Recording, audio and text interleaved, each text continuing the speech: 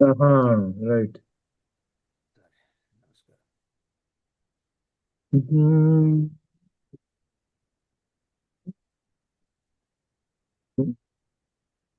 బాలాజీ వచ్చాడు. రైట్. ఓం గురు బ్రహ్మ గురు విష్ణు గురుర్దేవో మహేశ్వర గురు సాక్షాత్ పరం బ్రహ్మ తస్మై శ్రీ గురవే నమః. అజ్ఞానతిమిరాంధస్య జ్ఞానాంజనశలాకయా చక్షురున్మీలితం యేన తస్మై శ్రీ గురవే నమః. ఓం అఖండమండలాకారం వ్యాప్తం యేన చరాచరం తత్పదం దర్శితం యేన తస్మై శ్రీ గురవే నమః. బ్రహ్మానందం పరమసుగతం కేవలం జ్ఞానమూర్తిం ద్వంద్వాతీతం గగనసదృశం తత్వమస్యాదిలక్ష్యం ఏకం నిత్యం విమలమచలం సర్వధీ సాక్షిభూతం భావాతీతం త్రిగుణరహితం సద్గురుం తం నమామి. ఓం శృతి స్మృతి పురాణానాం ఆలయం కరుణాలయం నమామి భగవత్పాదం శంకరం లోకశంకరం లోకశంకరం. పరబ్రహ్మణే నమః. తర్కశాస్త్రం అధ్యయనం చేస్తున్నాం. ఇందులో 4 పరిచ్ఛేదాలు ఉన్నాయి. మొదటి పరిచ్ఛేదము ప్రత్యక్ష పరిచ్ఛేదము, తర్వాత అనుమితి పరిచ్ఛేదము, తర్వాత ఉపమాన పరిచ్ఛేదము, తర్వాత 4వది శబ్ద పరిచ్ఛేదము. ఇప్పుడు 4వది శబ్ద పరిచ్ఛేదానికి వస్తున్నాం. ఈ శబ్ద పరిచ్ఛేదము గొప్ప విశేషాన్ని తెలియజేస్తూ ఉన్నది. ఇది శబ్దము అంటే ఒక పదము, ఒక మాట. ఇంకొకటి ధ్వని. వాస్తవానికి ధ్వని, ఆ ధ్వనిని మనం ఏం చేస్తున్నాం అంటే లిపి రూపంలో పెట్టాం. ధ్వనిని లిపి రూపంలో పెట్టాం.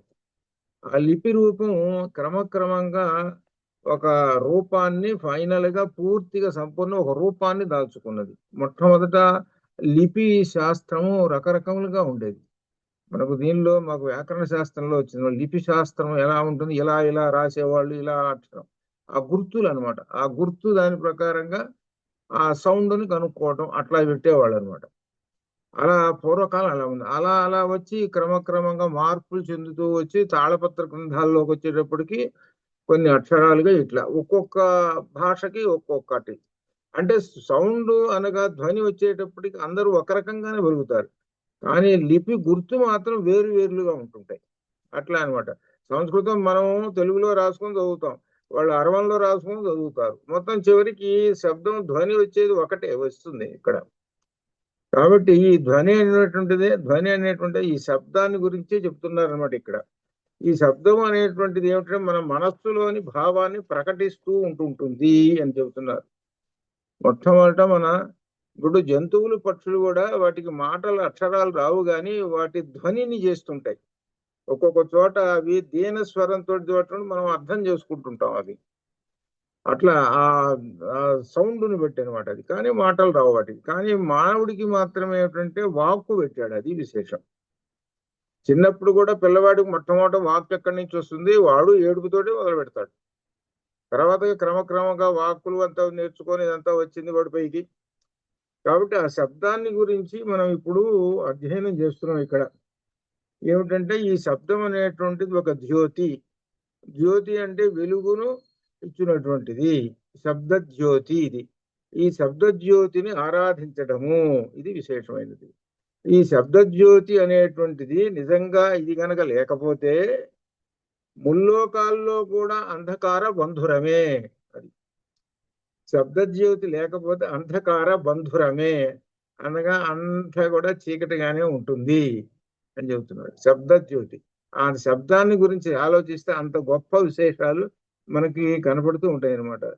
ప్రతి నిత్యము ప్రతిరోజు కూడా మనం శబ్ద ప్రపంచంలో తిరుగుతూ ఉంటాం.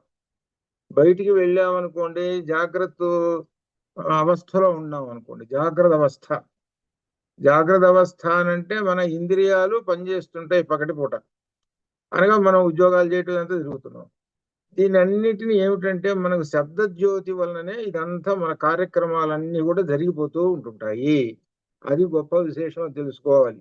శబ్ద జ్యోతి లేనిదే ఈ 3 లోకములు అంధకార బంధురమే. కాబట్టి ఆ శబ్ద జ్యోతి అనేటువంటిది రకరకములుగా మనకు సంక్రమిస్తూ ఉంటుంది. మొట్టమొదట ఉపాధ్యాయుడి నుంచి వస్తుంది. వాడికి 5వ 7 వచ్చినప్పుడు తీసుకెళ్ళి వాడిని స్కూల్లో పడేస్తాం కదా, అప్పుడు శబ్దజ్యోతి ఎక్కడ ఉపాధ్యాయుడి నుంచి వస్తుంటుంది. ఉపాధ్యాయుడు మాట చెబితే ఈ మాట పలుకుతాడు. ఆ పదాలు మొట్టమొదటి అనమాట. ఇది మన పూర్వకాలం 1వ తరగతి 2వ తరగతి అనేవాళ్ళం. సరే ఇప్పుడు అన్ని ఎల్కేజీ రకరకాలు వచ్చినాయి అనుకోండి, అట్లా అనమాట. ఆ ఉపాధ్యాయుడి ద్వారా మొట్టమొదట శబ్దము వీడికి వస్తుంది అనమాట. అలానే క్రమక్రమంగా ఇంకా పెద్దల వచనముల ద్వారా వస్తుంటాయి. తనంతట తాను లోకంలో పత్రికలు చదివి తెలుసుకుంటుంటాడు, వివిధమైనటువంటి భాషలు వింటూ ఉంటుంటాడు, ప్రవచనాలు వింటుంటాడు. ఇట్లా క్రమక్రమంగా ఒక టెక్నాలజీ వచ్చిన తర్వాత రేడియో టీవీల ద్వారా కూడా శబ్దాలు వింటుంటాడు. ఈ శబ్దాలు విని విని అతని యొక్క మనస్సు అంతా పెద్ద డిస్టరీ అయిపోతుంది. పెద్ద పదాలు ఒక వయసు వచ్చేటప్పటికి పెద్ద డిక్షనరీ అయిపోతుంది అనమాట. అన్ని పదాలు లోపల ఉండిపోతాయి అనమాట. అది అట్లా ఈ విధంగా ఉంటాయి. అయితే ఇక ఇట్లా సంక్రమిస్తూ ఉంటాయి శబ్దాలు. అయితే అవి వాటిని గురించి ఏమిటి అని, కొన్ని శబ్దాలు కలిస్తే ఒక వాక్యం అవుతుంది అనేటువంటి విషయం మనకు తెలుసు. కొన్ని శబ్దాలు కలిస్తేనే కానీ వాక్యం కాదు. ఒక వాక్యం అయింది అని అంటే తన మనసులో ఉన్నటువంటి సంపూర్ణ భావాన్ని ప్రకటించటం అని అర్థం. అది సంపూర్ణ భావాన్ని ప్రకటించడం అని అర్థం అనమాట. ఆ విషయాన్ని గురించి ఇప్పుడు దీనిలో చెబుతున్నాడు అనమాట. దీనిలో విశేషం ఏంటంటే పదము, పదశక్తి, వాక్యము, శబ్ద బోధ ప్రకారము, ఇవన్నీ కూడా హేతువులు అనమాట. ఈ ప్రకరణంలో తెలుసుకోదగినటువంటి విశేషము. శబ్దం ఏమిటి, పదము, పద శబ్దము, ఇవన్నీ అనమాట. దీనిలో మొట్టమొదటి శబ్దము అనే మాటకి ఒక నిర్వచనం ఇస్తున్నాడు. శబ్దము అనేటువంటి దానికి ఆప్తవాక్యం శబ్ద అంటున్నాడు. ఆప్తవాక్యం శబ్ద, ఆప్తుని మాట శబ్ద ప్రమాణము. ఇంకా విశేషంగా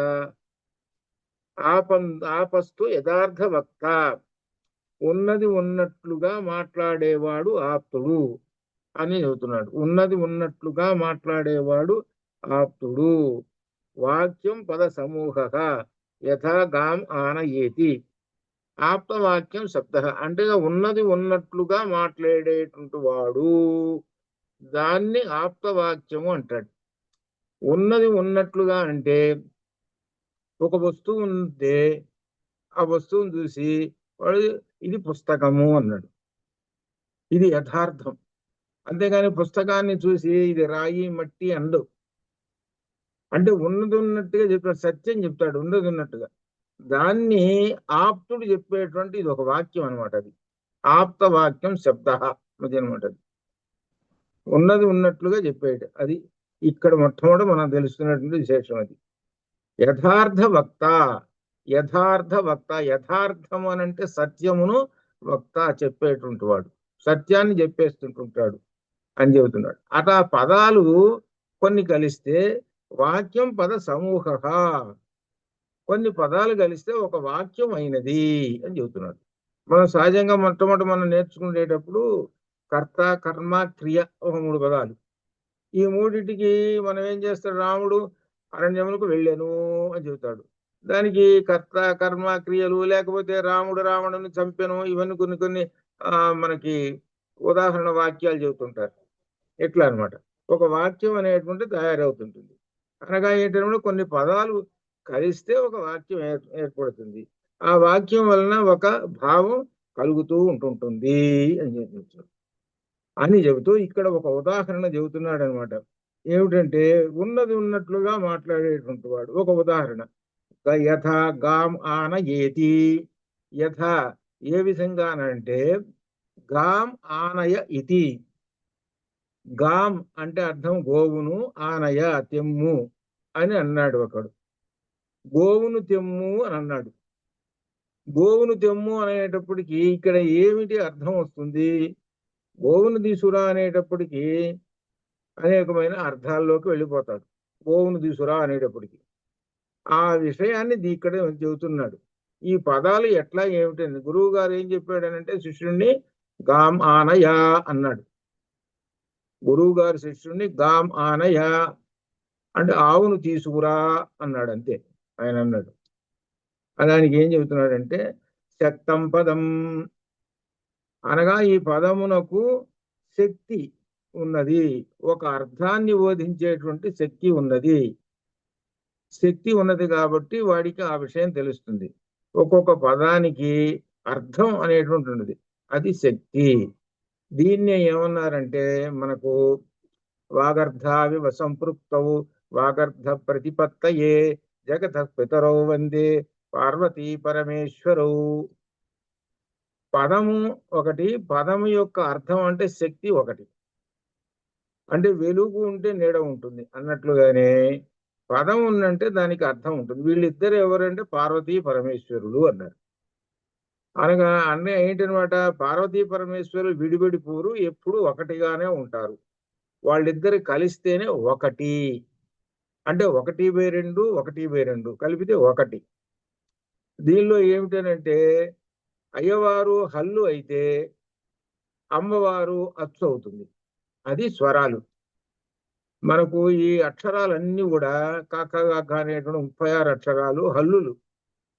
ఈ హల్లుల్లో క ఖ అనేటువంటిది ఉంటుంది అనమాట. దానికి స్వరాలు పోస్తే ఆ వస్తే ప్రతిదానికి క ఖ గ ఘ అని చెబుతాం. అందుకని మనకు మొట్టమొదట చిన్నతనంలో నేర్పించేటప్పుడు అ ఆ ఇ ఈ నేర్పించిన తర్వాత కావుడింత నేర్పిస్తారు చూడండి. ఈ కావుడింత నేర్పించేటప్పుడు కరెక్ట్ గా కాకి ఆ పైన వరసలుగా వస్తాయి. కా అంటాడు, కాకు దీర్ఘము అంటే ఆ అని కా అంటాడు, కీ అంటాడు. అంటే ఆ స్వరాలు వరుసగా ఈ హల్లులకి జతపరిచినప్పుడు కా కా కీ ఇట్లా ఈ విధంగా వస్తాయి. ఇట్లా ఈ విధంగా వస్తాయి అనమాట. అనగా స్వరాలు వచ్చి దీనికి చేరుతాయి. ఇప్పుడు స్వరం వచ్చి చేరింది కదా, కాకి అన్నాడు. కాకి అన్నప్పుడు కా అనేటువంటి దానిలో దీర్ఘము, కీలో ఉండేటువంటి ఈ రెండు స్వరాలు. ఈ స్వరాలు హల్లులకి ప్రాణం పోసేటప్పటికి కాకి అనే ఒక పదం వచ్చింది. ఆ పదం వచ్చేటప్పటికి ఇప్పుడు ఒక భావం అర్థం అయిపోయింది. ఇట్లా ఈ విధంగా ఈ అక్షరాలు అర్థవంతంగా ఒక పదాన్ని చేర్చుకొని జరుగుతుంటాయి. దీన్ని మనకి ఏమంటారంటే ఈశ్వర శక్తి అని వస్తుంది ఇప్పుడు. ఇది ఈశ్వర శక్తి అనమాట. ఒక పదమునకు ఒక అర్థాన్ని బోధిస్తూ చివరికి కొన్ని పదాలు కలిస్తే ఒక వాక్యం అవుతుంది అని చెబుతున్నాడు. కాబట్టి ఆ పదం ఏమిటి అనంటే శక్తి కలిగినటువంటిది అనగా అర్థము కలిగినటువంటిది అన్నది చెబుతున్నాడు. అర్థమును బోధించు శక్తి గలది పదము. పదము అనేటువంటి దానిలో ఏవో 2 అక్షరాలు, 3 మరి 5 6 అక్షరాలు కలిసి ఉంటాయి. ఇప్పుడు రామ అన్నాం అనుకుందాం. రా అనేటువంటిది ఒక అక్షరం, మా అనేటువంటిది ఒక అక్షరం. ఇప్పుడు దీన్ని పదము అని అంటే సరిపోతుంది. దానికి ఒక అర్థం అనేటువంటిది బోధిస్తూ ఉంటుంది. ఏదైతే నా ఇష్టం వచ్చినట్టు అక్షరాలను కలిపేస్తాను, కలిపేసి నేను ఒక పదం నేను అంటాను అని అంటే కుదరదు. ఏదో లా అంటాడు, నా అంటాడు, లా నా అంటాడు, అది ఒక పదం అండి అంటాడు. అది ఏమిటి అర్థం? ఏం లేదుగా. అది అదొక అక్షరం, ఇదొక అక్షరం తీసుకొచ్చి కలిపాడు. కలిపించి లానా అన్నాడు. లానా అంటుంటాడు. ఏమిటిరా అని అంటాడు. ఏమో అదో పదం అంటే ఎట్ట కుదురుతుంది? ఒక అర్థం అనేటువంటిది ఉండాలి. రామ అనేదని ఒక అర్థం ఉంది. రా అనేది ఒక అక్షరం, మా అనేది ఒక అక్షరం. 2 అక్షరాలు ఒకటి చోటకి చేర్చాం. చేర్చేటప్పటికి ఒక పదము ఒక శక్తివంతమైనటువంటి వస్తుంది. చూడండి 2 అక్షరాలు ఎలా కలపాలి, ఒక శక్తివంతమైన అలా కలుపుతుంటుందే ఆ కలిపేదే ఈశ్వర శక్తి. అది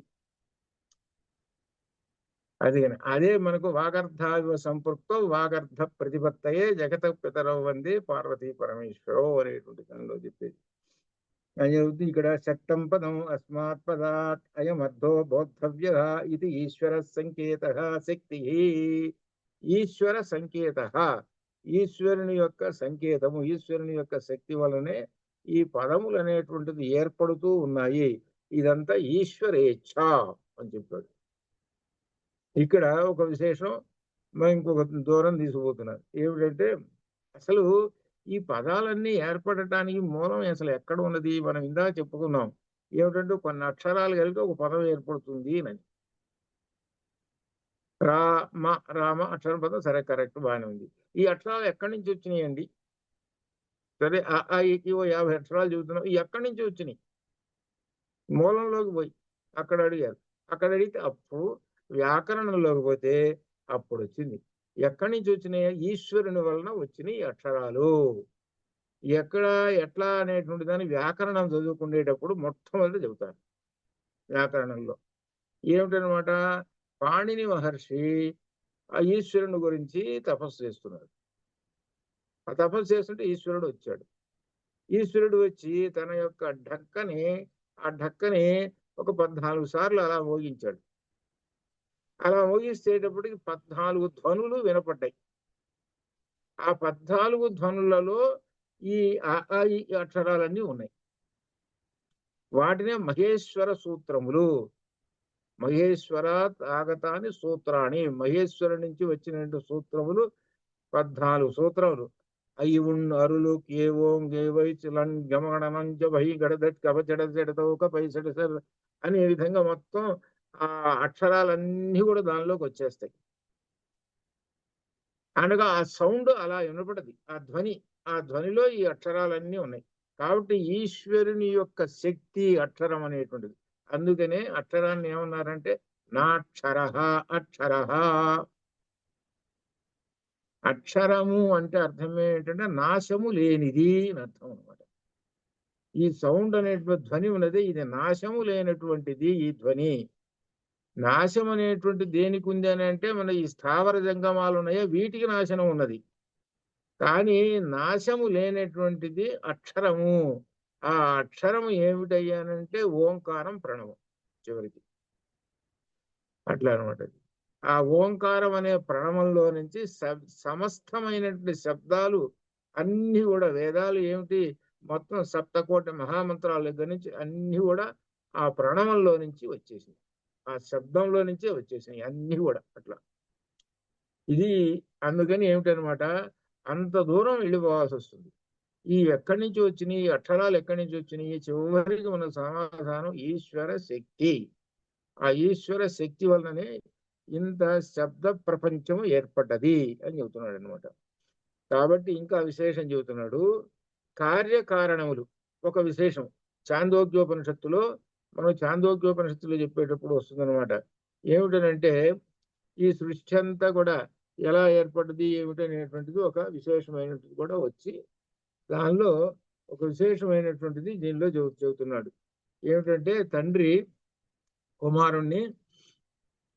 కుమారుడు అక్కడ చదువుకొని వచ్చాడు, 12 సంవత్సరాలు చదువుకొని వచ్చాడు. ఇక్కడ మీకు ఒక ప్రమాణం చెబుతా. ఏమిటనంటే వేదాలు ఎంతకాలం చదవాలి?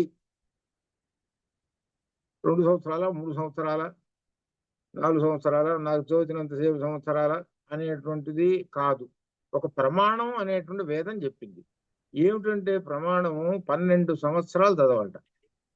ఆ కాలంలోనే 12 సంవత్సరాలు. 12 సంవత్సరాలు చదివితేనే కానీ పూర్తి కాదు. అప్పుడు మానవుడికి శక్తి ఎక్కువ. ఒక్కసారి గనక విన్నాడంటే మొత్తం రికార్డ్ అయిపోతుంది. ఆ లెక్క ప్రకారం మానవుడికి 12 సంవత్సరాలు కూడా చాలదు. వాడు ఎన్ని జన్మలు ఎత్తాలను. ఆ విషయం 12 సంవత్సరాలు చదవాలట. ఎప్పుడుటంటే తన 12వ ఏట మొదలు పెడతారట వేదం. ఇక్కడ మన చాందోగ్యోపనిషత్తులో చెప్పాడు. ఒక ప్రమాణం అనమాట 12 సంవత్సరాలు. ఇప్పుడు మన వాళ్ళు కూడా 12 సంవత్సరాలని 12 సంవత్సరాలు చదువుతుంటారు. ఆ 12 సంవత్సరాలు తిరుపతిలో అనమాట 12 సంవత్సరాలు. నిజంగా 12 సంవత్సరాలు చదువుతున్నారు. ఆ 4 ఏళ్ళు అంతే. మహా అయితే 4 ఏళ్ళు చదివి ఏదో సర్టిఫికేట్ తీసుకొచ్చి బయటకు వచ్చేసేస్తున్నారు అనమాట. వాళ్ళు అంటారు 12 వర్ష ఉపేత్య చతుర్వింశతి వర్ష సర్వాన్ వేదాన్ అధీత్య చతుర్వింశతి వత్సరాన్. 4 వేదాలట. 24 ఏట వయసు వచ్చేదాకా వీడు 12 సంవత్సరాలలో పూర్తి చేస్తాడట. 4 వేదాలంటే అర్థం ఏంటి? ప్రతి వేదానికి ఉండేది ఏమిటి? వేదాంగాలు ఉంటాయి, అవి కూడా పూర్తి కావాలి. ప్రతి వేదానికి ఉపనిషత్తులు ఉంటాయి, అవి పూర్తి కావాలి. నువ్వు ఒక పుస్తకం వేదం చూసేటప్పటికి అబ్బో ఇట్లా ఉన్నదే ఇప్పుడు ప్రస్తుత కాలంలో అనుకునేవాడు. ఆ కాలంలో కేవలం పుస్తకాలు లేవు, కేవలం శబ్దము మాత్రమే. లిపి అనేది అసలు లేదు కదా, శబ్దము మాత్రమే. ఆ గురువు గారు చెప్పిన శబ్దాన్ని తన మనస్సులో రికార్డు చేసుకొని మొత్తం మళ్ళా అన్ని ఎంత గ్రంథాలు బయటకు వస్తాయి వాడి బుర్రలో నుంచి బయటికి, అన్ని అంత గొప్ప విశేషమైనటువంటి. ఆ సందర్భంలో గురువు గారి దగ్గర చదువుకొని వచ్చాడట. తండ్రి అన్నట్ట, ఎవరా మీరు ఆత్మతత్వాన్ని గురించి తెలుసుకున్నావా అన్నట్ట. ఏమో నాకు దాని గురించి తెలియదు అని అన్నట్ట. అయితే అసలు విషయం తెలుసుకోకుండా వచ్చావురా నువ్వు అని అన్నట్ట. ఎవరు? తండ్రి. ఇటు గురువు గారిని నువ్వు అడగలేదు అనమాట అని అన్నాడు. ఏమో నాకు తెలియదు, ఇంతవరకు నేను ఈ వేదాలు మాత్రం అప్పచెప్పేస్తాను, చెప్తాను అని అన్నాడు. సరే నేను చెబుతానని ఇప్పుడు మొదలుపెట్టాడు తండ్రి. ఆ తండ్రి చెప్పేటువంటి దానిలో యథా సౌమ్య ఏకేన మృత్పిండేన సర్వం మృణ్మయం విజ్ఞాతం. యథా ఏ విధంగా అయితే మృత్పిండేన మట్టి ముద్ద వలన సర్వం మృణ్మయం సమస్తమైనటువంటి మట్టి పాత్రలన్నీ కూడా వస్తూ ఉన్నాయి. వచ్చిన తర్వాత ఏమైనాయి? ఆ మట్టి పాత్రలన్నీ కూడా ఒక 100 రకాలు చేసి పెట్టాడు వాడు. పెట్టి వాడు ఏం చేశాడంటే వాచారంభణం వికారో నామధేయం. ఇక్కడ విశేషమైంది. ఇది ఈశ్వర శక్తి. వాచారంభణం, వాక్కు, ఆ పదము అప్పుడు ఆరంభమైనది, శబ్దం అప్పుడు మొదలైంది. ఇక్కడ జాగ్రత్తగా అన్నాడు. వస్తువు శబ్దం, వస్తువు శబ్దం.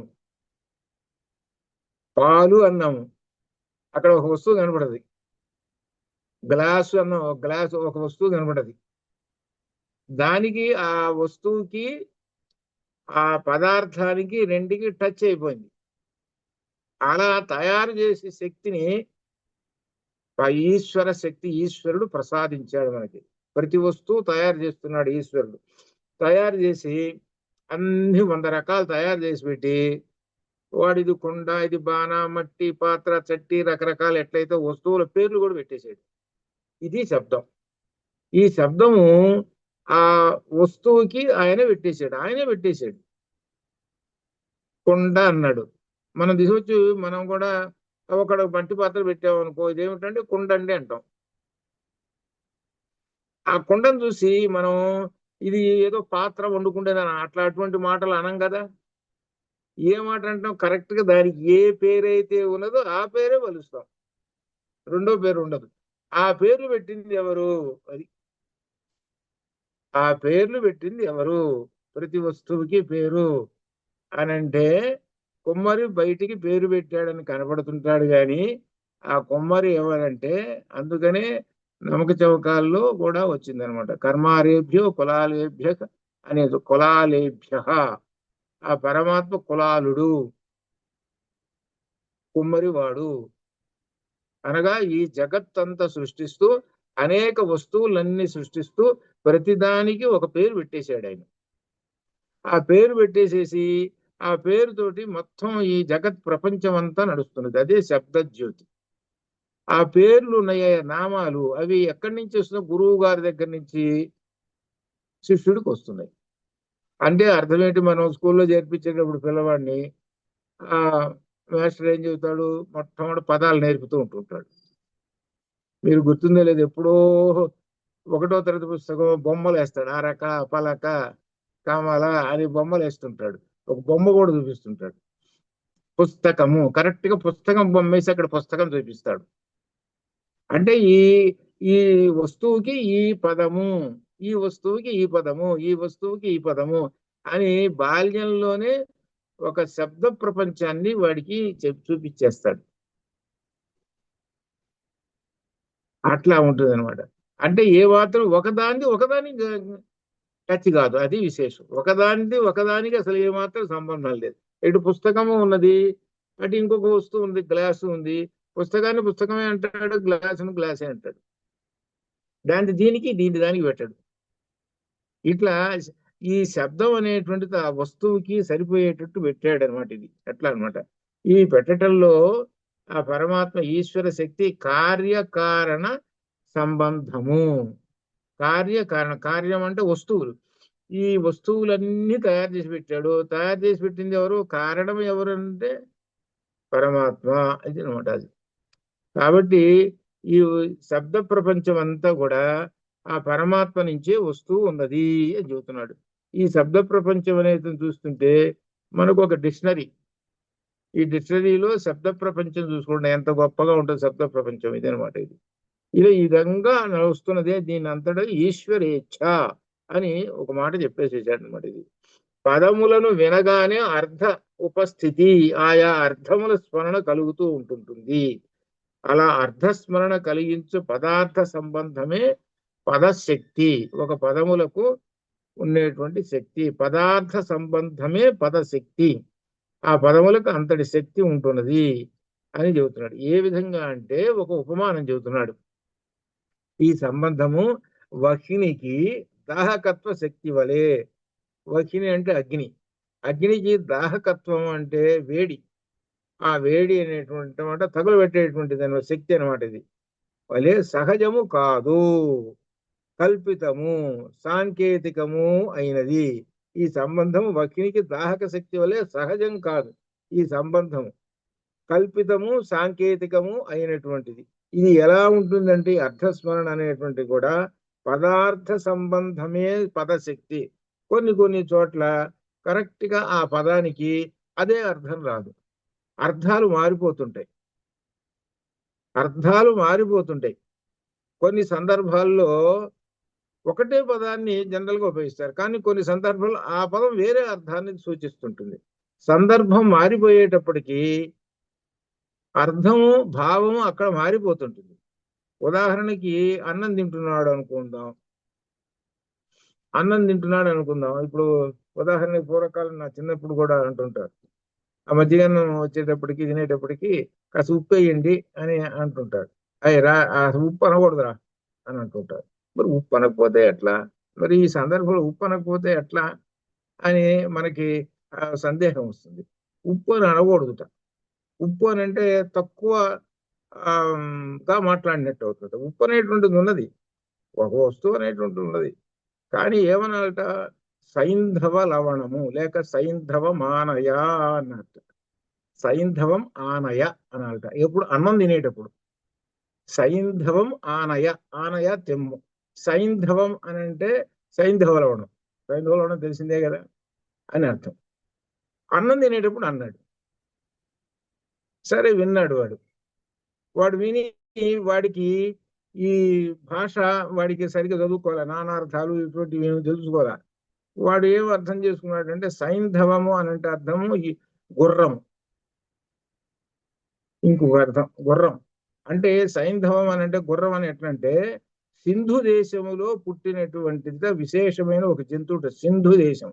ఈ సింధు దేశం అనేటువంటిది ఇప్పుడు మనకున్న పాకిస్తాన్ ఉన్నదే, సింధు నది ప్రవహిస్తున్నది, అది ఆ పాకిస్తాన్ అదే అనమాట. అటువైపు అక్కడ విశేషమైనట్టు అది జంతువు, దాన్ని సైంధవము అన్నట్ట. అదే గుర్రాన్ని అనమాట. దాన్ని సైంధవం అని సంస్కృతంలోనే శబ్దం, అది సంస్కృత శబ్దమే సైంధవం.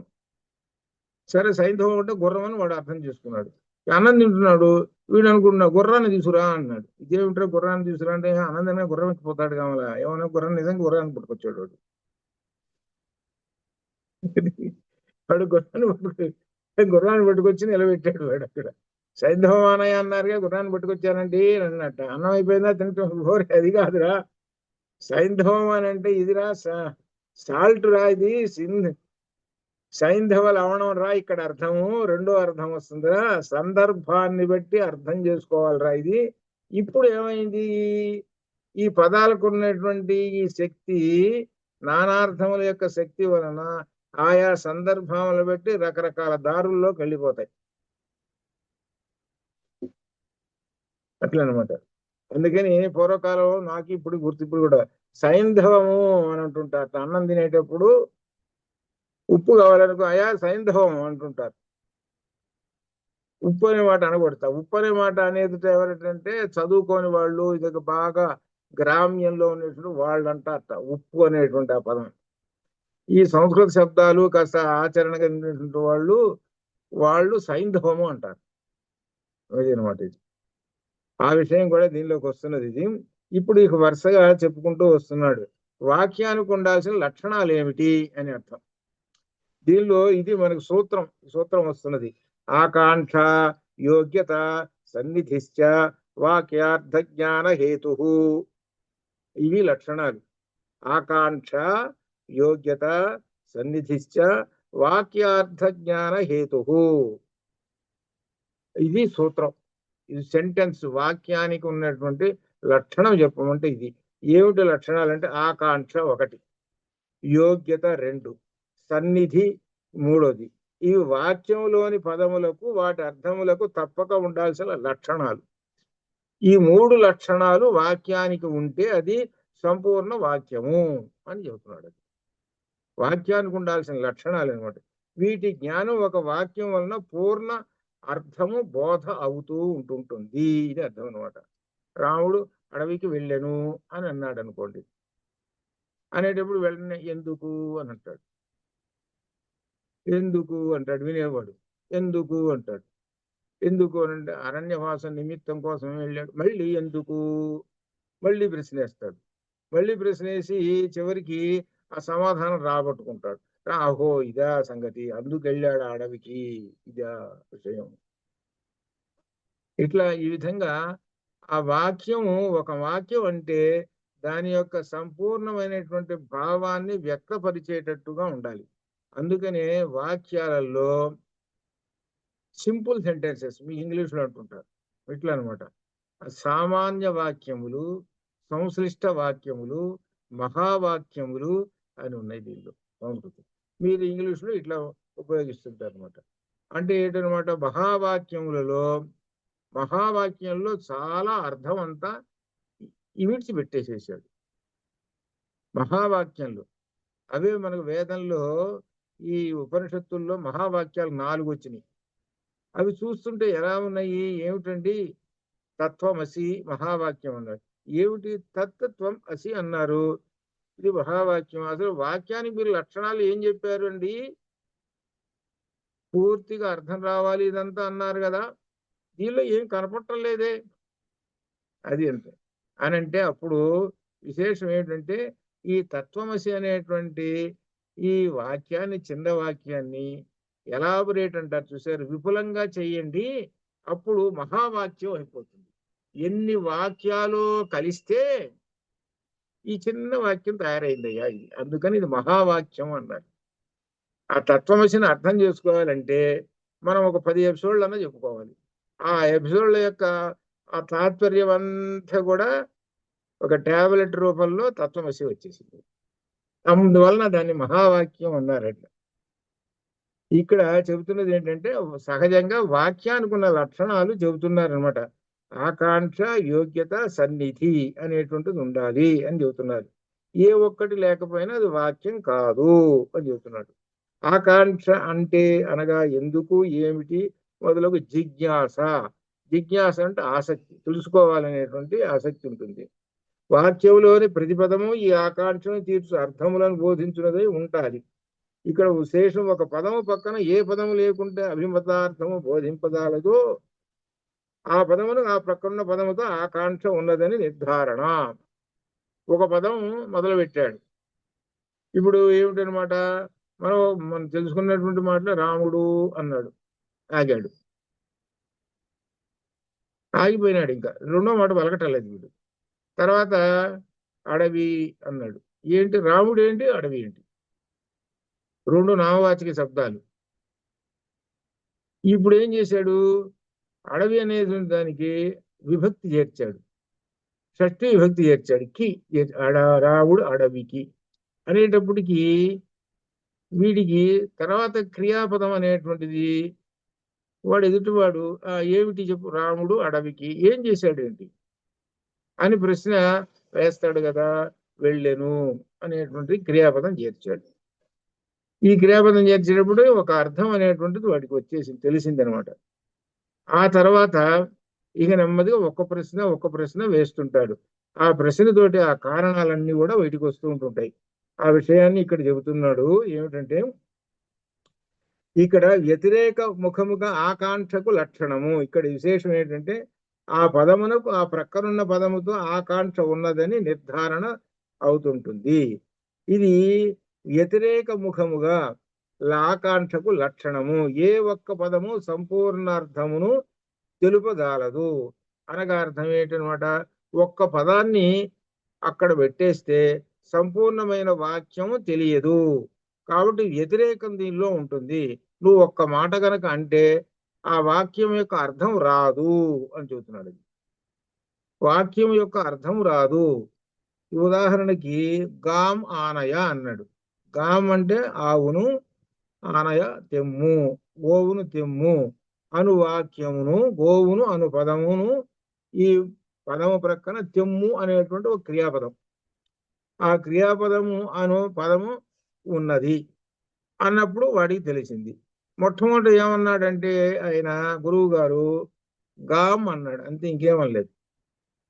అప్పుడు శిష్యుడు ఎదురు కూర్చొని చూస్తున్నాడు, ఏమిటి ఆవు ఆవు అంటున్నాడు ఈయన అని అనుకున్నాడు. కొద్దిసేపటికి ఆనయ అన్నాడు. ఓహో, ఆవును తీసుకురమ్మంటున్నారా అని అన్నాడు. ఈ మధ్యలో వ్యవధానం చూసుకో ఎంత వచ్చిందో. ఈ వ్యవధానం వచ్చేటప్పటికి ఆ వాక్యం సంపూర్ణ అర్థం కాదు. కాబట్టి వాక్యంలో ఉండవలసినటువంటి ఏ ఏ అర్థాన్ని అయితే చెబుతున్నావో ఆ అర్థాన్ని బయటికి రావడానికి తగినటువంటి క్రియాపదము, తర్వాత దానికి సంబంధించినటువంటి ప్రధానమైనటువంటి పదము, అవి 2 పదాలు ఉంటాయి. కొన్ని వాక్యాలు కర్త కర్మ క్రియలతో ఉంటాయి, కొన్ని కర్త కర్మ క్రియలతో ఉండవు. కర్త కర్మ. గోవును తెమ్ము అన్నాడు, దానిలో ఏమున్నది? గోవును కర్మ, తెమ్ము క్రియ, కర్తేడి లేడు దానిలో. కానీ సంపూర్ణమైనటువంటి భావం మాత్రం వస్తూ ఉన్నదనమాట. ఆ సంపూర్ణమైనటువంటి భావము తెమ్ము అనేటువంటి ఈ క్రియాపదము గోవును అను పదము నుండి తీరాలి. అనగా గోవు అనే మాట అనేటప్పటికీ తెమ్ము అనేటువంటి మాట కూడా ఉండాలి. అనగా ఈయన చెప్పొచ్చేది ఏమిటంటే గామానయ అని ఒక్కసారి అనాలి. గామానయ అంటే సంపూర్ణమైనటువంటి వాడికి ఒక అర్థం తెలుస్తుంది. ఒక క్రియాపదం ద్వారా ఆ తెమ్ము అనేటి క్రియాపదం లేకపోయేటప్పటికీ వాడు ఏమి చేయాలనో వాడికి ఏం అర్థం కాదు. ఆ క్రియాపదం అనేటువంటిది అక్కడ మళ్ళీ చేయాలి, అప్పుడు సంపూర్ణమైనటువంటి అర్థం వస్తుంది. వీటిలో ఏ ఒక్కటి లేకపోయినా పూర్ణ అర్థభాగము జరగదు. కాబట్టి ఇది ఆకాంక్ష. దీనివల్ల పై అర్థమును తెలుగు 2 పదముల ఆకాంక్ష ఉన్నదని నిశ్చయము. అది గోవు తెమ్ము, ఆకాంక్ష. తెమ్ము ఏమిటండి? గోవు. ఆ గోవు అన్నారు, ఏమిటండి? తెమ్ము. ఈ రెండిటి ఇది అనమాట ఆకాంక్ష, దానికి దీనికి. గోవుకి ఆకాంక్ష తెమ్ము. తెమ్ము అన్నాడు అనుకో, గోవు అనకుండా తెమ్ము అని అంటే అప్పుడు ఆ గోవు అన్నాడు. కాబట్టి ఈ రెండిటికి పరస్పరమైనటువంటి ఆకాంక్ష ఉన్నది, దానికి ఈ క్రియాపదానికి ఈ నామవాచకానికి. అట్లా ఇలా ఉంటున్నది అని ఆకాంక్ష అనేటువంటి దానికి ఒక ఉదాహరణ చెప్పాడు. దీనిలో గోవును తెమ్ము, గోవు అనే దానికి అనేటువంటి ద్వితీయాభక్తి చేర్చాడు.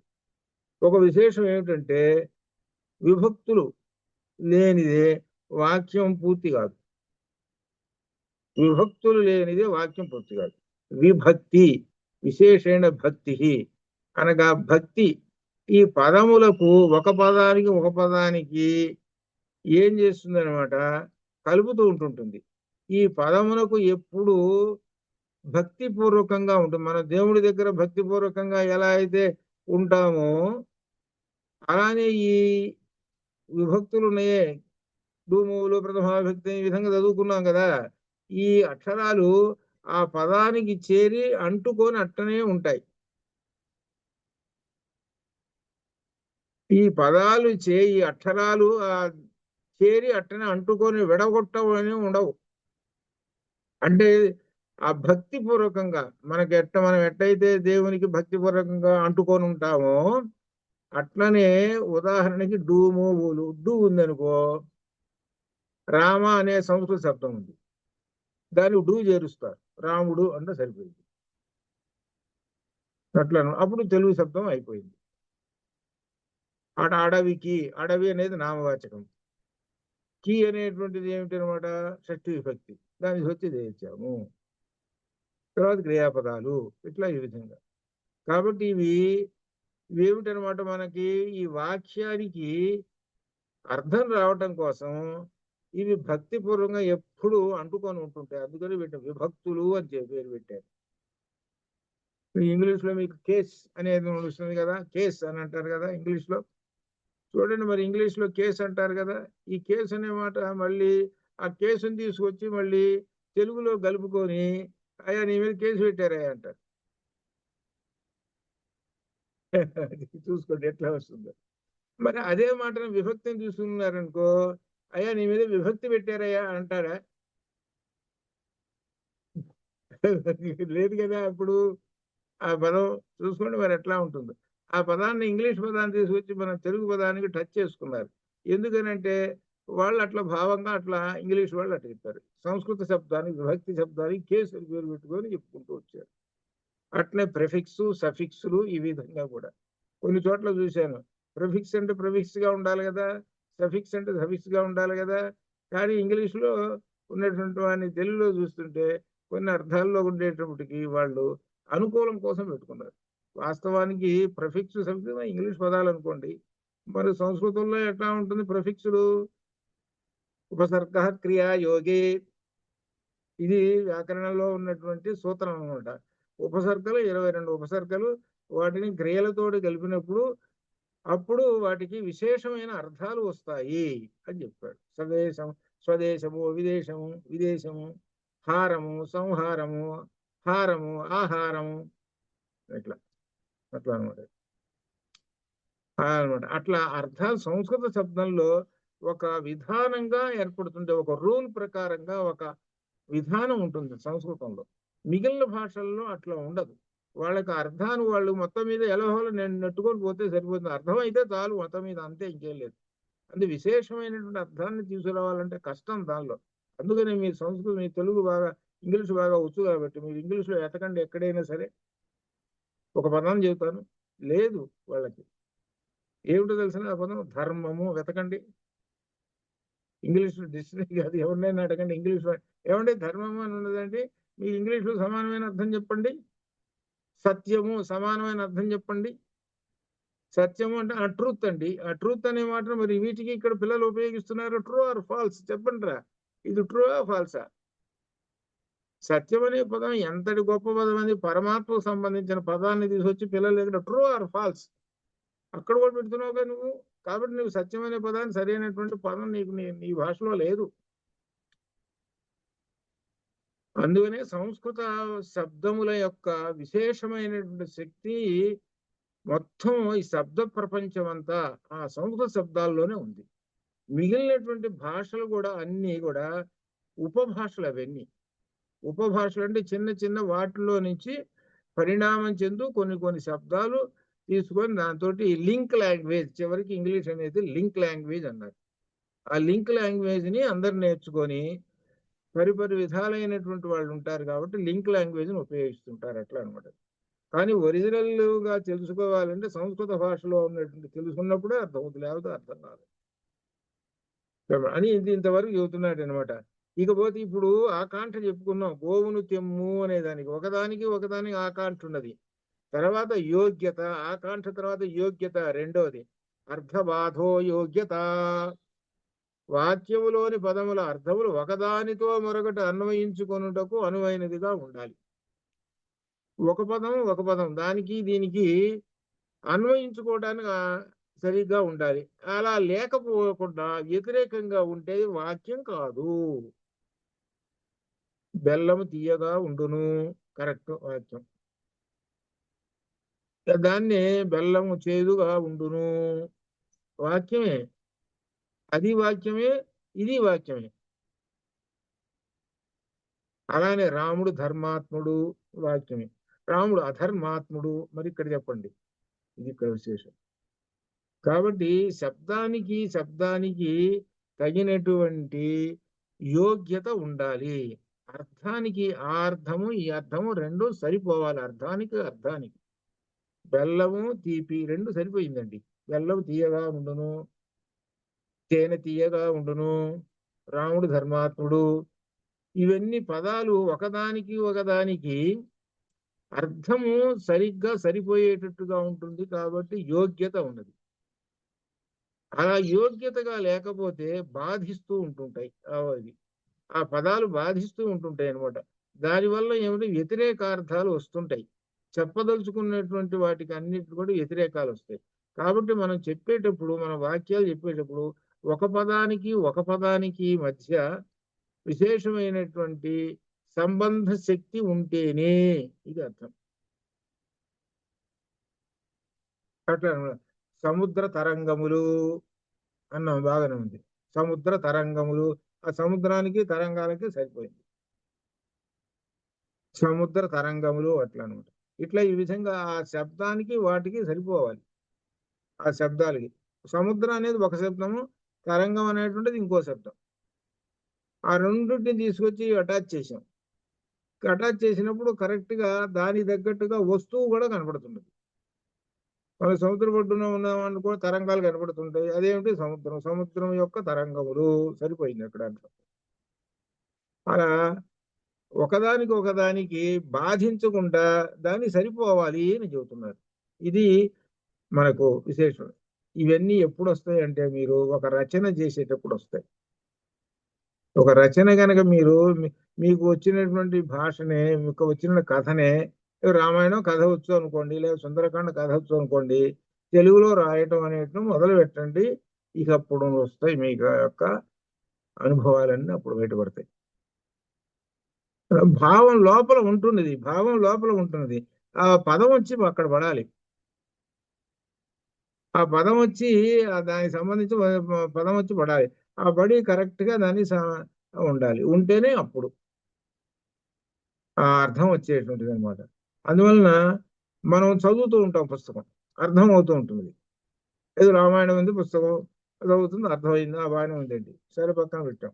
అర్థమైంది కదా, పక్కన పెట్టాం. ఇక నువ్వు రాయి సొంతంగా.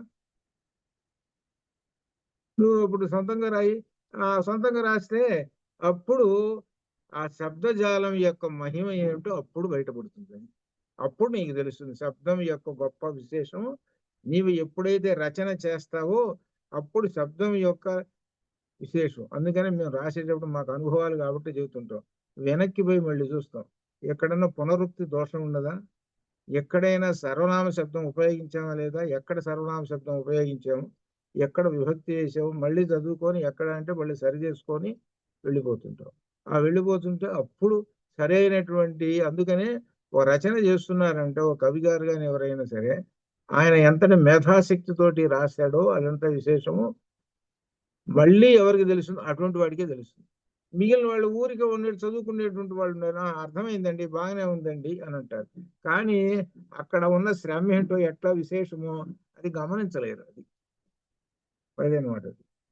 అందుకని తనంతట తాను కూడా ఆ ఈ వాక్య రచన చేయటం అలవాటు చేసుకుంటే దీని యొక్క గొప్పతనం బయటపడుతుంది అనమాట. అట్లా అని చెబుతూ ఇంకా పదాన అవిలంబేన ఉచ్చారణ అవిలంబన, విలంబన, అవిలంబన, విలంబనము, అవిలంబనము, ఈ రెండు విశేషాలు చెబుతాం. ఉచ్చరించుటలో విలంబనము ఉండకూడదు, ఆలస్యము ఉండకూడదు.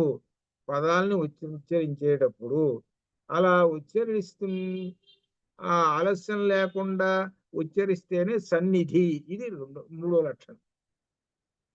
యోగ్యత, ఆకాంక్ష, సన్నిధి, ఇది మూడోది లక్షణం. సన్నిధి అంటే ఏంటో, సన్నిధి అంటే ఎదుట అని అర్థం అనమాట. సన్నిధి అంటే ఎదుట అని అర్థం. అంటే ఇప్పుడు ఉదాహరణకి ఆ పదాలు చెప్పాలి, కొన్ని పదాలు అయితే ఒక వాక్యం అవుతుంది.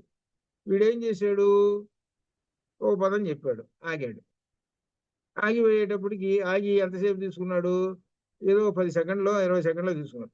మళ్ళీ ఇంకో పదం అన్నాడు, మళ్ళీ 10 సెకండ్లు ఆగాడు, మళ్ళీ ఇంకో పదం చెప్పాడు. ఇప్పుడు చూడండి, వాక్యాలు కూడా అట్నే దాని ప్రకారంగా రాముడు అని రాసి కొంత ఎడంగా అడవికి ఇంకా దూరంగా వెళ్ళాను అని రాస్తే ఆ కాగితం దగ్గర పెట్టి ఆ చదవరా, వాడు ఇట్లా తీసుకు ఇట్లా తీసుకు, ఏంటి ఇట్లా రాసావు, ఏంటి ఇంత ఖాళీ వదిలేసావు ఏమిటి, ఇంత ఖాళీ వదిలేసేసావు ఏమిటి, ఇంత కాగితం అంతా వేస్ట్ చేసేసావు అని అంటాడు. ఇంత ఎడమెడంగా రాసేసావు ఏమిటి, ఇక్కడ ఒక పదము, ఇక్కడ ఒక పదము, అక్కడ ఒక పదమా అని అంటాడు. అలా లేకుండా దగ్గరలోనే పెట్టేసామనుకో, శుభ్రంగా చదివేస్తాడు, బాగానే ఉంది. ఈ దగ్గరలోనే పదానికి పదానికి సన్నిధి, ఈ పదానికి ఈ పదం సన్నిధి. ఈ సన్నిధి అంటే ఎదుట, అంటే దాని పక్కనే. దాన్నే మనం కర్త కర్మ క్రియ అన్నాం. అది అట్లా అనమాట. అలా ఉండాలి. పదాలకి విలంబనము ఉండకూడదు ఉచ్చరించేటప్పుడు. విలంబనము లేకుండా అవిలంబనము ఉండాలి అని. దానికే ఉదాహరణ చెబుతున్నాడు అనమాట. సైంధవ మానయ అని అర్థం. ఒక వాక్యం చెబుతున్నాడు. ఏమిటంటే ఒక ఒక పదాన్ని ఉపయోగిస్తున్నాడు. ఆ పదాన్ని సైంధవము అనే పదాన్ని ఉపయోగించేస్తున్నాడు. అన్నం తింటున్నాడు. అన్నం తినేటప్పుడు ఏమన్నాడంటే సైంధవ మానయ అన్నాడు. సైంధవం అంటే గుర్రం అని, ఉప్పు అని 2 అర్థాలు ఉన్నాయి. అనగా సైంధవాన్ని తీసుకురా అని అన్నాడు. ఇలా పకడ్బందీగా ఏర్చి కూర్చబడినటువంటి, అంటే అన్నం తినేటప్పుడు సైంధవ మానయ అని అంటే ఉప్పుని తీసుకురా అని అర్థం అనమాట. అనగా ఉప్పు అనే మాటని పలకకూడదు కాబట్టి సైంధవం అన్నాడు. అది మా చిన్నతనంలో కూడా ఇప్పటికీ మాకు గుర్తు. పెద్దవాళ్ళు మాకు 10 ఏళ్ల వయసులో ఉన్నప్పుడు మా అమ్మ వాళ్ళు ఉప్పు అంటాం ఏందిరా రాత్రిపూట అనకూడదు. మాకు తెలీదు. ఎందుకు అనకూడదో సంగతి తెలుసు. అది చాలా తక్కువ లోలో ఉండేటువంటి వాళ్ళు అంటారట. ఏది ఏదో చేపలు పట్టుకునే వాళ్ళు రకరకాలు ఉంటారు కదా, వాళ్ళ శబ్దాలట ఇవి, ఉప్పు అనేటువంటి శబ్దం. అట్లా మనం ఎలా అనాలయానంటే దాని అర్థం ఏంటంటే లవణము లేకపోతే సైంధవము అనాలి. 2 మాటలు కలిపారు, సైంధవ లవణం అన్నారు, ఏ పేజీ లేదు. అది అట్లా అనమాట ఇది.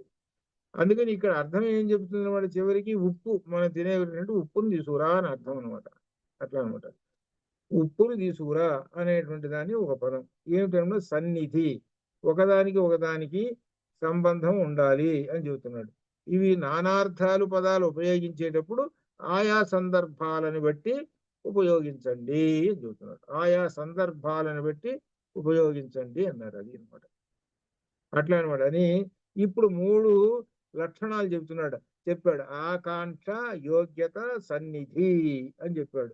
ఆకాంక్ష అనేటువంటిది ఒకటి, యోగ్యత అనేటువంటిది రెండోది, తర్వాత సన్నిధి అనేటువంటిది ఇంకొకటి మూడోది.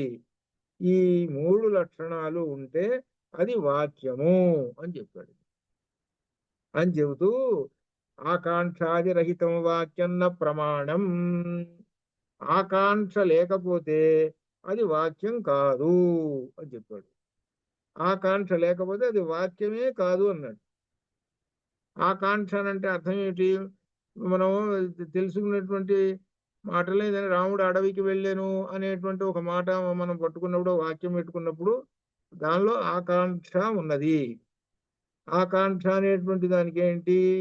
కాంక్ష అంటే కోరిక. అంటే ఏమిటి కోరిక దానిలో అడుగుతున్నాడు? ఒకదానికి ఒకదానికి ఆకాంక్ష ఉండాలి. రాముడు అడవికి, ఈ రెండిటికి ఒకదానికి ఒకదానికి ఆకాంక్ష ఉన్నది కాబట్టి అలా ఉండాలి. అడవికి అనే మాట ఎత్తేసాడు అనుకోండి, రాముడు వెళ్ళాను అనేటప్పటికి ఆకాంక్ష వేస్తాడు. ఏది ఆకాంక్ష, ఏది దీనిలో అంటాడు. అప్పుడు ఈరోజు అడవికి పెట్టేస్తాం. ఇప్పుడు సరిపోయిందండి అని అంటాడు. అట్లా అనమాట. అట్లా ఈ విధంగా ఆకాంక్ష, యోగ్యత. యోగ్యత అంటే శబ్దానికి ఒక యోగ్యత అనేటువంటిది ఉంటుంది. అనగా ఒక వాక్యం పలికామనంటే దాన్ని సంపూర్ణమైనటువంటి అర్థం రావాలి. ఇప్పుడు కేవలం రాముడు అన్నాం, ఇంక మేలకుండా కూర్చున్నాడు వాడు. ఇందాక రాముడు వెళ్ళాను అన్నాడు. ఏమిటయ్యా ఆకాంక్ష? అడవికి. సరిపోయింది. ఇప్పుడు రాముడు వెళ్ళాను అన్నాడు అనేటప్పటికి సంపూర్ణ అర్థం ఏమొచ్చింది? వాడు వెంటనే ప్రశ్నేస్తాడు. ఏమిటంటే యోగ్యత ఏమిటి? ఈ వాక్యానికి యోగ్యత అడవికి. సరిపోయిందండి అని అంటాడు. అయిపోయిన తర్వాత సన్నిధి ఉన్నది. ఆ సన్నిధి దగ్గరకు వచ్చేటప్పటికి దీనిలో ఏం చేశాడు? ఒక పదానికి 3 పదాలు ఉన్నాయి దీనిలో. రాముడు అనేది ఒకటి, అడవికి అనేది ఉంది, వెళ్ళెను అనేటువంటిది ఉన్నది. వీటికి ఒక పదానికి సన్నిధి, సంబంధము. ఇక్కడ రాముడు అడవికి వెళ్ళెను. ఈ వెళ్ళెను అనేటువంటిది దేనికి, ఎవరికి కర్త? ఆ రాముడికి సంబంధం. అలానే ఎందుకు అడవికి, ఎక్కడికి అడవికి సంబంధం. ఈ వెళ్ళననేటువంటి క్రియాపదాన్ని అక్కడ కర్తకి ఆ కర్మకి రెండిటికి అన్వయిస్తున్నది సంబంధం. ఇప్పుడు వాక్యం కంప్లీట్ పూర్తవుతుంది. అందుకనే మనకు మొట్టమొదటి నేర్పారు, వాక్యంలో 3 అంగములు ఉండును. అవి కర్త, కర్మ, క్రియ. కర్త ఇది, కర్మ ఇది, క్రియ ఇది. కాబట్టి ఇటువంటి వాక్యాలు సామాన్య వాక్యం. వాటిని సామాన్య వాక్యములని రకరకములైనటువంటి వాక్యాలతో చెప్పేస్తారు. అది సామాన్య వాక్యం. సంశ్లిష్ట వాక్యములు ఇంకా గొప్ప పెద్ద వాక్యం. మహావాక్యం ఇంకా పెద్ద మహావాక్యం, ఇంకా పెద్దది. మహావాక్యాలు ఎక్కువగా పండితులు కవులు రాస్తుంటాడు మహావాక్యాలు. ఆ మహావాక్యాన్ని ముక్కలు చేస్తే 7-8 వాక్యాలు అవుతాయి. ఇప్పుడు ఉదాహరణకి రాముడు అన్నము తిని బడికి వెళ్ళి పాఠములు చదివి ఆటలు ఆడి ఇంటికి వచ్చెను ఉందనుకో, ఇప్పుడు ముక్కలు చేయండి అని అన్నాడు. అప్పుడు ముక్కలు చేయండి, రాముడు బడికి వెళ్ళాను ఒకటి, పాఠములు చదివాను, ఆటలు ఆడాను, ఇంటికి వచ్చాను, ముక్కలు చేశాం. ఈ ముక్కలన్నింటినీ కలపండి, ఇదన్నమాట. అట్లా ఈ వాక్యాలు ఆ మహావాక్యాలు ఇట్లా ఏర్పడుతూ ఉంటాయి. వాటిని చిన్న చిన్న ముక్కలు కూడా చేయొచ్చు. ఆ చిన్న చిన్న ముక్కలను కూడా పెద్ద పెద్ద మహావాక్యములుగా కూడా చేయొచ్చు. ఇట్లా అనమాట. అట్లా ఆ విధంగా వస్తాయి ఉంటాయి. అని చెబితే ఇక్కడ సైంధవ మానయ అనేటువంటి, సైంధవం అంటే గుర్రం. ఇక్కడ సందర్భాన్ని పెడితే అర్థం చేసుకో, ఇది సన్నిధి అనగా ఉప్పును తీసుకురా అని అర్థం అనమాట. ఉప్పును తీసుకురా అన్నాడు కాబట్టి వాడికి అర్థమైంది, ఉప్పు తీసుకొచ్చాడు ఇట్లా అనమాట. అంటే వాడికి నానార్థాలు తెలుసు కాబట్టి సందర్భాన్ని బట్టి అర్థం చేసుకొని వాడు చేశాడు అనమాట. అట్లా ఆ విధంగా అనమాట. ఆ తర్వాత ఆకాంక్షాది రహితం వాక్యం నా ప్రమాణం, అది ప్రమాణమైనటువంటిది కాదు. యథా గౌహు అశ్వ అనగా కొన్ని కొన్ని పదాలు ఉపయోగిస్తుంటాడు. ఉపయోగించేసి నేను మాట్లాడాను, ఒక వాక్యం చెప్పాను అంటాడు. ఏమిటయ్యా అంటే ఆవు, గుర్రము, ఏనుగు, కుక్క, పిల్లి, ఇట్లా 10 మాటలు చెప్పాడు. ఏమిట్రా అంటే నేను ఒక వాక్యం చెప్పాను. ఏమిటి ఈ వాక్యం ఎట్లా అవుతుందిరా ఇది? దీనిలో ఆకాంక్షాది రహితం, ఆకాంక్ష లేదు, యోగ్యత లేదు, సన్నిధి లేదు, ఏమీ లేదు. ఒక 10 పదాలు పడేసి నేను వాక్యం చెప్పానంటే ఎట్లా కుదురుతుందో అది. ఆకాంక్షాది రహితం, ఆకాంక్ష ఆది అంటగా ఈ 3 లక్షణాలు లేవు. యోగ్యత, ఆకాంక్ష, సన్నిధి, ఈ 3 లక్షణాలు వీటిల్లో లేవు. ఓ 10 మాటలు పడేసి అటు కూర్చున్నాయి, నేను వాక్యం చెప్పేశాను అన్నాడు. ఇది అనమాట. ఇట్లా అది ప్రమాణం కాదు ఇది. అట్లనే ఇంకా ఉన్నది కొన్ని కొన్ని మాటలు. ఏంటంటే నీళ్లతో మొక్కలను తడుపుచున్నాను అన్నాడు. కరెక్ట్, సరిపోయింది. నీళ్లతో మొక్కలను తడుపుచున్నాను కాబట్టి సంబంధార్థము పూర్తిగా యోగ్యత, ఆకాంక్ష అన్ని ఉన్నాయి. సరిపోయింది, వాక్యం రైట్. వీడు ఎట్లా మాట్లాడుతున్నాడు తెలిసిన, అగ్నితో చెట్లను తడుపుచున్నాను అన్నాడు. చచ్చూరుకుంటాయి అది. అంటే ఏంటనమాట, అక్కడ నీళ్లతో తడుపుచున్నాను అన్నావు కదా, అక్కడ ఒక పదం వేసావు కదా నీళ్లతోని. నేను నా ఇష్టం వచ్చిన పదం వేస్తా, నేను అగ్ని అనే పదం వేస్తా. వాక్యం కాదా? అగ్నితో చెట్లను తడుపుచున్నాను, అగ్నితో చెట్లను తడుపుచున్నాను అనేటువంటి దానికి అగ్ని అనేది ఉందా లేదా, చెట్లు అనేవి ఉన్నాయా లేవా, తడపటం అనేది ఉందా లేదా, నేను అన్నాను కదా, కరెక్టే కదా అని అంటాడు. ఇంకేరా పోయి దాన్ని తడుపు చూద్దాం ఆయన ఎట్లా ఉంటుందో. అంటే ఏమిటనమాట, ఆ వాక్యం పలికేటప్పుడు దానికి సంబద్ధార్థముగా సరైన దీనిలో పలుకుతూ ఉండాలి. ఆ వాక్యం ఏది పడితే అది మనం మాట్లాడేసేస్తే అదేమవుతుందనంటే అర్థం సరిగా రాక వ్యతిరేకార్థాలు వచ్చేసేసి చివరికి దేనిలోకి వస్తాడో తెలిసిన వీడు కుసంస్కారి అంటారు. చివరికి వీడిని చక్కటి భాష మాట్లాడకపోతే వీడిని కుసంస్కారి అంటాడు. అసలు సంస్కారవంతుడికి లక్షణం ఏమిటంటే భాష సరిగా మాట్లాడితేనే వాడు సంస్కారి అసలు. అందుకని సంస్కారవంతుడు అని అంటే సంస్కరింపబడినటువంటి భాషను మాట్లాడేటువంటి వాడు. అటువంటి వాడు అసలు సంస్కారి.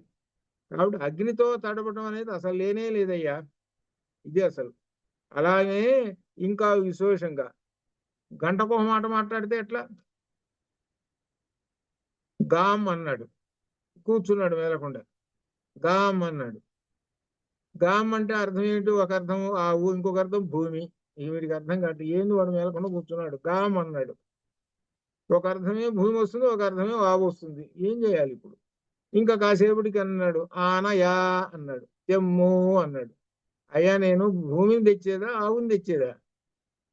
ఈయన గంటకో మాట చెబుతున్నాడు అని ఏమిటయ్యా అని అన్నాడు. గామానయ, ఆవుని తీసుకురావాలన్నా భూమిని తీసుకురావాలన్నా? భూమిని ఎటుగుడు తీసుకురాలేము, ఓది ఆవే అయి ఉంటుందిలే అనుకొని మేము పాపం వాడు ఏదో అర్థం చేసుకుని ఆవుని తీసుకొచ్చి అక్కడ పడేశాడు. అందుకే ఏంటన్నాడు, అప్పుడు ఒక మాట ఇప్పుడు ఒక మాట అనకూడదు, విలంబనము మధ్యలో లేట్ అనేది ఉండకూడదు, వెంటనే వెళ్ళిపోతూ ఉంటుండాలి. ఇది ఎక్కువగా ఎక్కడ ఉంటుంది అంటే సంగీతంలో ఉంటుంది, అంతే కదా. సంగీతంలో ఎక్కడ ఆగదు కదా, రాగం తీస్తూ ఆ పదాలు దాంతో వెళ్ళిపోతూనే ఉంటుంటుంది. ఎట్లా అనమాట, అలానే అనమాట. గోవును తెమ్ము అనే పదంలో ఎక్కడ ఆ లేట్ అనమాట, విలంబనం లేకుండా వెళ్ళిపోతూ ఉంటుంటుంది. కాబట్టి వాక్యం వల్ల పూర్ణ అర్థబోధ కలుగునప్పుడు మొట్టమొదట పదము వినగానే దానికి ఏ అర్థము బోధించు శక్తి ఉన్నదో తెలియవలెను. అది నీళ్లతో అన్నాడు. ఓహో, ఏదో ఉంది. నీళ్లతో అంటే నీళ్లతోటి పని దేనికి ఉంటాయి అంటే, అబ్బా చెట్లు ఉంటాయి లేకపోతే ఇంకేవో ఇటుంటాయి కదా అనేటువంటిది ఒక భావానికి వెళ్ళిపోతాడు. చెట్లను సరే అర్థమైందండి, ఇప్పుడు 3 అర్థమైపోయింది. నీళ్లతో చెట్లను, దానికి దీనికి సంబంధమైనటువంటి అర్థం సరిపోతున్నది. నీళ్లతో చెట్లను తడుపుము, సరిపోయింది. అలాగా నీళ్లతో మనుషులు, ఏంటబ్బా మనుషులు అంటున్నాడు, నీళ్లతో ఏంటి మనుషులు ఏంటి అని ఒక పెద్ద ప్రశ్న వేసుకుంటాడు వీడు. నీళ్లతో ఏంటి మనుషులు ఏంటి, ముంచండి అని అన్నాడు. ఊరి మీద చంపేస్తావు నువ్వు, నీళ్లతో మనుషులు ముంచండి అని అంటుంటావు నువ్వు. అంటే అర్థం ఏమిటి, దానికి సరిగ్గా రాలేదు. అంటే వాళ్ళకి బాగా స్నానాలు చేయించండి అనటానికి, నీళ్లతో ముంచండి అని అనటానికి, చెట్లను ముంచినట్టుగా నీళ్ళని కూడా ముంచండి రా అని అర్థం, వాడి భావన. కానీ అది ఆ భావం సరైనది కాదు. అదే దీన్ని ఇక్కడ చెప్పేది. అక్కడ ఉపయోగించాం కదా, ఇక్కడ కూడా అట్లా ఉపయోగిస్తామండి. వాటిని ముంచడాలా, అట్లా వీళ్ళని కూడా ఉంచుతాం. అది కాబట్టి ఆ అర్థావగతికి చూసుకోండి ఎట్లా తేడా వస్తుందో, అది అట్లా అనమాట ఇది. అనే విధంగా ఇది. కాబట్టి పదజ్ఞానము శక్తి జ్ఞానము, వాటితో పదార్థ స్మరణ పదార్థ ఉపస్థితి, ఆ తర్వాత శబ్దబోధ, ఇవన్నీ ఉండాలి. పదార్థ జ్ఞానము పద జ్ఞానము ఆ శక్తి అంతా తెలుసుకోండి అని చెబుతున్నారు. ఇంత శక్తి తెలుసుకోవటానికి మనకు వాగర్థాయవ సంపృక్తం వాగర్థ ప్రతిపత్తయే ఉన్నది. ఆ శ్లోకము లింగ్విస్టిక్స్ లో, ఇదంతా మనం లింగ్విస్టిక్స్ చదువుతున్నది ఇప్పుడు లింగ్విస్టిక్స్ ఇది. ఈ లింగ్విస్టిక్స్ లో మొట్టమొదటి ఈ శ్లోకమే. ఈ శ్లోకము లింగ్విస్టిక్స్ కి మొత్తాన్ని కూడా ఎలాబరేట్ చేస్తుంది అనమాట. లింగ్విస్టిక్స్ కి చాలా, ఇప్పుడు మన దీనిలో లలితలో కూడా వస్తుంది అనమాట, దీనికి సంబంధించింది అనమాట. అనగా శబ్దములు ఎలా ఏర్పడుతున్నాయి, ఆ శబ్దములు ఏర్పడటానికి మన శరీరంలో అవయవములు ఎలా సహకరిస్తున్నాయి. అవయవములు, కొన్ని అవయవములు మనకు తెలుసుకుంది, అనునాసికములు జ్ఞానానామా అనే విధంగా చెబుతుంటాం. అంటే ముక్కు సహాయములు పలుకునవి, కాలవ్యములు, దంత్యములు, కంఠ్యములు, ఓష్ఠ్యములు, ఈ అవయవములు సహాయంతో ఈ అక్షరాలన్నీ వస్తున్నాయి. ఈ అక్షరాలు అన్నీ వస్తున్నాయి అని అంటే అసలు మూలం ఏమిటి అని అంటే, వీడిలో ఉన్నటువంటి ఆ చైతన్య మహాశక్తి ఆత్మశక్తి. ఆ ఆత్మశక్తి వలన అసలు బయటకు వస్తుంది. మా అసలు పెద్ద ఏంటారు చూశారు, కరెంటు ఉత్పత్తి చేసేటువంటి స్థానం ఉంటుంది చూశారు, అసలుది అక్కడ ఉంది. అక్కడ అన్నిటికి కూడా కరెంటు చైతన్య శక్తి, అన్నిటికీ దేనికి ఏ చైతన్య శక్తి కావాలో అన్నిటికీ పంపించేసేస్తుంటుంది. కంఠం ఉందనుకో కేవలం మింగుతామురా, ఒరే మింగటం అనేది ఎప్పుడు చూసిన నీళ్లు తాగుతాం, మింగటం ఇదంటే తింటాం అని అదే అన్నట్టురా. కంఠం అనేది కంఠ్యములు, ఆ కంఠం నుంచి కొన్ని అక్షరాలు వస్తున్నాయి. ఆ కంఠం సహాయం చేస్తున్నది. ఏదోతో కంఠతాలు ఏంటంటే ఏదోతో కంఠ్యోష్ట్యం అని ఆ విధంగా ఇది మనకి దీనిలో కౌముదిలో వస్తుంది అనమాట. దీనిలో కౌముదిలో అంటే దాని అర్థం వ్యాకరణంలో ఒక్కొక్క అక్షరాలు ఈ ముఖ యంత్రం నుంచి ఏ వస్తువు నుంచి వస్తున్నాయో ఆ వాటన్నిటి పేర్లు పెట్టేశాడు. జిహ్వామూల్యములు, కంఠ్యములు, అలానే దంత్యములు, తారవ్యములు, దౌడలు. దంత్యములు అనగా దంత సహాయంతో పలికేటువంటి అక్షరాలు. ఇదంతా ముఖ యంత్రము. ఇది ఆ ముఖ యంత్రంలో నుంచి ఒక యంత్రంలో నుంచి ఈ శబ్దాలన్నీ బయటకు వస్తున్నాయి. అదే అర్థం చెప్తున్నాడు. అది మనకి ఈసారి మనకి దీనిలో వచ్చేటప్పుడు వివరంగా చెబుతాయి. ఏ అక్షరం ఎక్కడి నుంచి వస్తున్నది అనేటువంటిది. కంఠ్యములు ఏమిటి, దంత్యములు ఏమిటి, అనునాసికములు ఏమిటి, ఈ అక్షరాలు అన్నమాట. అది అక్కడ తెలుసుకుంటాం. అట్లా ఈ విధంగా వాక్యం గురించి చెప్పేశాడు. చివరికి వాక్యం అనేటువంటి రెండు విధాలు చెప్పి ముగిస్తున్నాడు. వాక్యం ద్విధం వైదికం లౌకికం చ ఇది. వైదికం ఈశ్వరోక్తత్వాత్ సర్వమతి ప్రమాణం.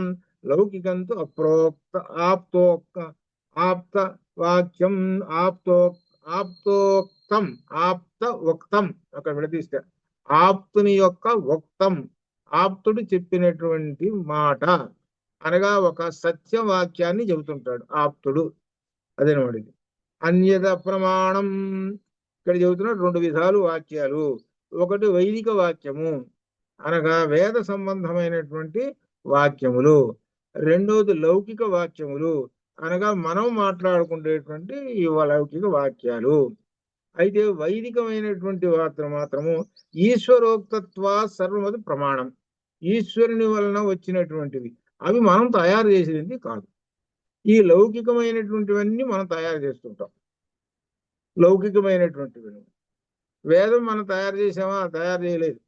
ఆ వేద వాక్యాలంతా ఈశ్వరోక్తము అని ఈ విధంగా వైదిక వాక్యాలు, లౌకిక వాక్యాలని రెండు విధాలుగా చెప్పుకుంటుంటారు. దీన్నే మనం వైదిక వాంగ్మయం అంటే ఈ ఏమిటి వేదాంగములు, ఉపనిషత్తులు. ఇది ఇవన్నీ దేనికి వస్తుంది అనమాట? వైదిక వాక్యాలు, వైదిక వాంగ్మయం వచ్చిన వేద వాంగ్మయం వస్తుంది అనమాట. ఇది ఇక మిగిలినటువంటి రామాయణాదు, భారతాదులు ఇటువంటివి ఉన్నాయి అనుకోండి. ఇవన్నీ కూడా వచ్చేది ఏంటంటే లౌకికమైనటువంటి వాంగ్మయంలోకి వస్తుంది. లౌకిక వాంగ్మయంలోకి వస్తుంది అనమాట. అట్లా మనం మాట్లాడేటువంటివి కూడా ఇట్లా రెండు విధాలుగా ఉన్నాయి అని చెప్పాడు అనమాట. ఇది వైదిక వాక్యము ఈశ్వరోక్తము, ఇది ప్రమాణమైనటువంటి వాక్యము అని చెప్తున్నాడు. ఆప్తవాక్యమే ఏమిటో ఇది కూడా ప్రమాణం. ఇక్కడ లౌకికంలో ఆప్తుని వాక్యమే ప్రమాణం. లౌకిక వాంగ్మయంలో అనగా లౌకిక జగత్తులో ఒక ఆప్తవాక్యం అంటే ఉన్నది ఉన్నట్టుగా చెప్పేటువంటి వాడే, యథార్థం చెప్పేటువంటి వాడే ఆప్తుడు అని చెప్పాడు. ఇది పుస్తకము అన్నాడు, అది కరెక్టే, అది ఆప్తవాక్యం. అట్లా అనమాట. ఇది అలా చెప్పాడు. తర్వాత భ్రాంతులు, తమకే స్వయంగా సరిగా తెలియని వారు వంచకులు, తమకు సరిగా తెలిసిన ఎదుటి వారిని మోసగించువారు మొదలగు వారి మాటలు ప్రమాణములు కావు. చాలా గొప్ప భలే చెప్పేశాడు. ఏమిటంటే మోసగించేటువంటి వాడు కొంతమంది ఉంటారు. మోసగించే వాళ్ళు ఏమిటంటే ఎప్పుడో ఉన్నది కదా మనకి గోల్డ్ మంచి రేటు కూడా ఉన్నది కదా, ఒక ఇత్తడి ముక్క మీద ఒక మంచి బంగారు రేకు మంచి కోటింగ్ ఇచ్చేసేసి రహస్యంగా తీసుకొచ్చి ఇదివరగా చౌకగా ఇస్తారయ్యా, 10 రూపాయలు చౌకగా. అబ్బో ఇంత రేటు చాలా నిజమంటే నమ్మించి ఇవన్నీ చేస్తుంటాడు కదా. నిజమైనటువంటి ఏమిటి అక్కడ ఇదే చెబుతున్నాడు అనమాట. ఈ శబ్దం ఏంటి? బంగారం అనేటువంటి శబ్దానికి అది సరిపోతుంది, అంతే కదా. వీడేం చేశాడు? మోసగాడు. ఈ మోసగాడు ఈ వస్తువుని, ఇత్తడి ముక్కని తీసుకొచ్చి బంగారం అనే అసత్యవాక్యం చెప్పి మోసగిస్తూ ఉంటుంటాడు కదా. ఇటువంటి మోసగించేటువంటి వాళ్ళు ఉన్నారే, వాళ్ళు మాటలు ప్రమాణములు కావు అనగా మోసగించే వాడిని గుర్తుపట్టండి రా అని అని చెబుతున్నాడు. అది వాడు మోసం చేస్తాడు మనల్ని. ఈ శబ్దములు అనేటువంటివి ఏం చేస్తున్నాయి అని అంటే, మోసగించేవాడు నీకెవడో తెలుసు, వాడు ఎప్పుడన్నా సరే నిన్ను ట్రాక్ లో పడేయాలని ఏం చేస్తాడంటే అసత్యాలన్నీ సత్యాలుగా చెబుతాడు, నిన్ను నమ్మిస్తాడు అని అర్థం. కాబట్టి అసత్యాలు పలికే మోసగించే వాళ్ళ మాటలు కూడా వాటిని ఏమన్నమాట ప్రమాణములు కావు. జనరల్ పాయింట్ తీసేసాడు అది. అని దీంతో చివరికి ఎండ్ చేసేస్తున్నాడు. వాక్యార్థ జ్ఞానం శబ్ద జ్ఞానం శబ్ద జ్ఞానం, చివరికి వాక్యార్థ జ్ఞానం శాబ్ద జ్ఞానం, శబ్ద సంబంధమైనటువంటి జ్ఞానము. తత్కరణం శబ్ద, దానికి మూలం ఏమిటి? శబ్దము అని నిరూపించారు. వాక్యం వల్ల కలిగిన పూర్ణ వాక్యార్థ జ్ఞానము శాబ్ద జ్ఞానము. శాబ్ద బోధ అట్టి శాబ్ద బోధ కారణమైనది శబ్ద ప్రమాణము అని ఇంతవరకు చెప్పారు. కాబట్టి మనం తెలుసుకున్నది ఏమిటి అంటే, ఈ వాక్యాలు నిర్మించాలంటే కొన్ని పదాలు ఉండాలి. ఆ పదాలకి అర్థవంతమైన పదాలై ఉండాలి. ఆ పదాలకి ఒకదానికి ఒకదాని సంబంధార్థంతో ఉండాలి. ఆ పదాలకి ఒక వాక్యం ఏర్పడుతుంది చేస్తున్నాను, యోగ్యత, ఆకాంక్ష, సన్నిధి అనేటువంటి 3 లక్షణాలు ఉండాలి దానిలో. అలా ఉండాలి. ఇంకా విశేషంగా వాక్యం ఉచ్చరించేటప్పుడు విలంబనం ఉండకూడదు.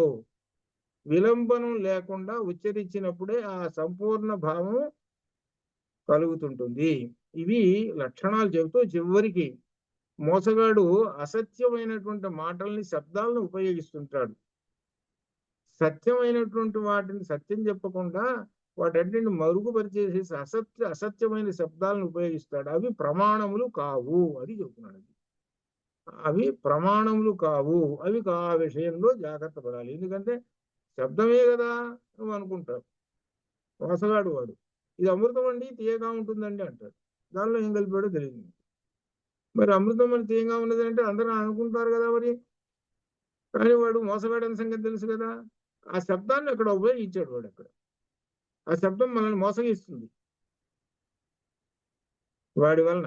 అందువల్ల ఏంటంటే ఇటువంటి విషయాల్లో కొంచెం జాగ్రత్తగా ఉండండి అని కూడా మనకు ఒక లౌకిక జగత్తులో ఉన్నటువంటి విషయాన్ని కూడా ఇక్కడ చెప్పాడనమాట. ఇది అట్లా చెప్పిన తర్వాత దీనిలో చివరిన మనకి 4 పరిచ్ఛేదముల గురించి చెప్పిన దానిలో ఒక దీన్ని సింహావలోకనం మాదిరిగా కొన్ని విశేషాలు చెప్పాడు. అవి రేపు కొన్ని మాత్రం చెప్పుకొని ఈ తర్కాన్ని రేపటితోటి ముగించేసేద్దాం.